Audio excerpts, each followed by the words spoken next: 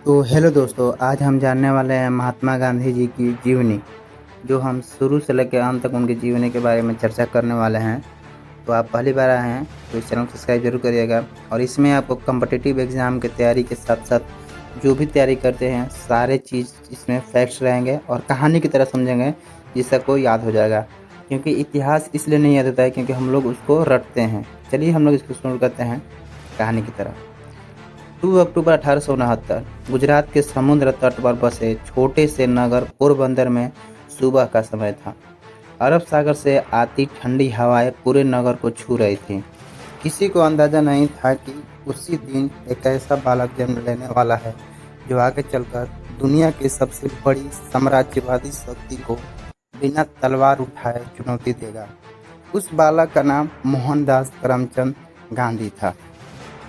उनके पिता करमचंद गांधी उनके पिता करमचंद गांधी पोरबंदर पोरबंदर रियासत के दीवान थे। लोग उन्हें प्यार से काबा गांधी कहते थे। वे अधिक पढ़े लिखे नहीं थे, लेकिन न्यायप्रिय और ईमानदारी प्रशासक माने जाते थे। उनकी माता पुतलीबाई गांधी अत्यंत धार्मिक थी। वे नियमित उपवास रखती थी, मंदिर जाती थी और सेवा भाव को जीवन का आधार मानती थी। गांधी जी ने बाद में स्वीकार किया कि सत्य, आत्मसंयम और करुणा के संस्कार उन्हें सबसे पहले अपनी माँ से मिले। अब चलिए हम देखते हैं गांधी जी का बचपन। मोहनदास बहुत साधारण बालक थे। वे न तो कक्षा में सबसे तेज विद्यार्थी थे, न ही खेल कूद में सबसे आगे। वे शर्मीले थे और कम बोलते थे। घंटी बजते ही स्कूल पहुंच जाते और छुट्टी होते ही सीधे घर लौट आते। एक दिन स्कूल में निरीक्षक आए। उन्होंने अंग्रेजी में 5 शब्द लिखने को कहा। मोहनदास से एक शब्द गलत हो गया। शिक्षक ने संकेत दिया कि पास वाले विद्यार्थी की स्लेट देखकर सही कर लो, लेकिन मोहनदास ने नकल करने से इनकार कर दिया। वे गलत अंक स्वीकार कर सकते थे पर झूठी या बेईमानी नहीं। यही छोटी सी घटना आगे चलकर उन्हें जीवन का आधार बनी। सत्य, हरिश्चंद्र और श्रवण का प्रभाव। बचपन में ही उन्होंने राजा हरिश्चंद्र का नाटक देखा। सत्य के लिए सब कुछ त्याग देने वाले हरिश्चंद्र की कथा उनके मन पर गहरा प्रभाव डाला। इसी प्रकार श्रवण कुमार की कहानी उन्हें माता पिता की सेवा का महत्व सिखाया। बाद में गांधी जी ने लिखा कि इन कहानियों ने उनके चरित्र की नींव रखी। बाल विवाह। सन 1883 में लगभग 13 वर्ष की आयु में उनका विवाह कस्तूरबा गांधी के साथ हुआ। उस समय भारत में बाल विवाह सामान्य प्रथा थी।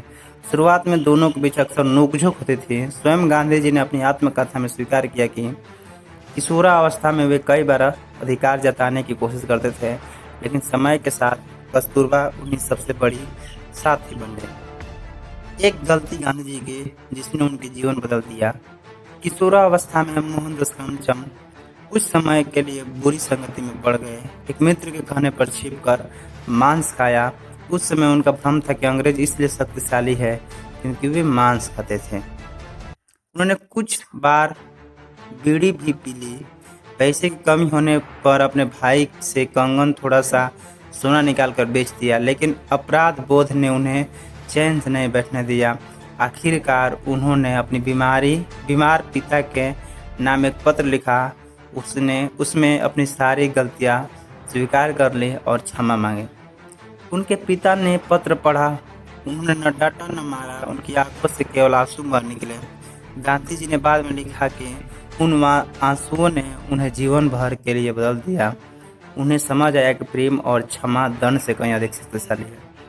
पिता की मृत्यु। 1885 में करमचंद गांधी का निधन हो गया। उस समय मोहनदास युवा हो रहे थे। पिता की मृत्यु ने उन्हें भीतर तक झकझोर दिया और उन्होंने जीवन को अधिक गंभीरता से लेना शुरू किया। अब शिक्षा गांधी जी की।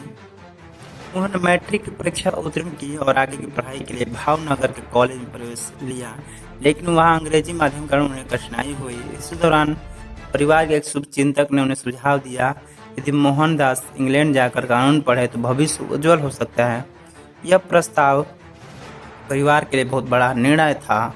उस समय विदेश जाना कई सामाजिक और धार्मिक मान्यताओं के कारण विवादास्पद माना जाता था, लेकिन अंततः निर्णय हुआ कि मोहनदास कानून की पढ़ाई के लिए इंग्लैंड जाएंगे।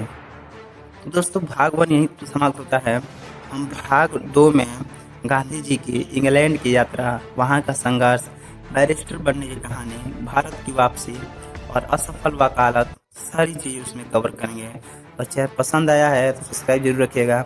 पार्ट 2 आपका कमेंट पे निर्भर करता है, जल्द ही पार्ट 2 हम लाएंगे।